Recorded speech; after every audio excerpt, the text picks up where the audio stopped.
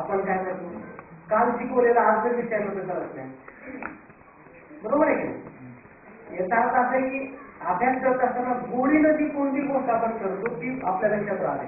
उदाहरण द्यायचं असेल तर आपण पिक्चर बघतो, पिक्चरामध्ये एक एक इव्हेंट आपल्या लक्षात राहते काय कारण आहे, किंवा एखादी आपण गोष्ट ऐकतो आपल्या आजीकडनं शिक्षकाकडनं ऐकतो, ती गोष्ट केव्हा जरी विचारली तर ती इव्हेंट, तो टाईम, तो वेळ, सरांचा ड्रेस लक्षात राहतो. काय कारण आहे? सर्व धनानं आपण गोडीचे ऐकतो.